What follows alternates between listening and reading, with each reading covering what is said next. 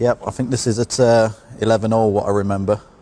I've played the shot off the back of the cushion to hit the brown, and I've not played it as well as I'd like. I've hit it probably too full to leave the brown on. Still leaves Ronnie a tricky shot because he's got to try and get on the blue, but I remember he's played it really, really well, and once he potted that, I thought that was it.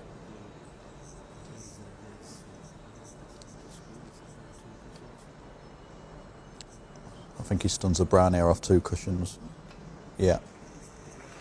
And it was funny because I remember watching this, and then he's potting the blue, and I'm thinking, yeah, my only chance now is if he misses the blue because he's stretching a little bit, because I knew he only needed the pink. But when he got down to the pink, I remember him walking round to have a look at the angle on the black and thinking that he needs the black as well, and I knew he didn't.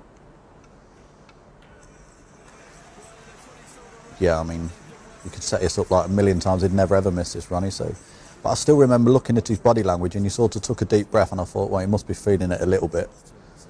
But I still didn't expect him to miss it, and he's played it really hard as well, what I remember, to try and get on the black. So I can only imagine that he's probably thinking he still needs both, but he only needed the pink. If you see my reaction now, I couldn't believe it. So I thought if I could knit that frame to get 12-11 up, because having gone 11-10 in front from 10-7 down, I was feeling really good, and if I'd have come out 12-11 down, I'd have felt terrible, I think. So to knit that frame to get 12-11 up was massive going into last session.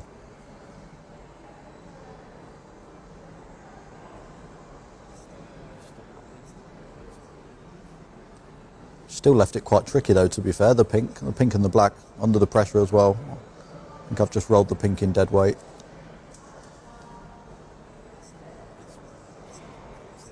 Yeah, and then I've potted like a missable black still, but I've sort of held myself together well and potted it. I think I remember I was banging the cue on the floor, nearly put the floor through, I think.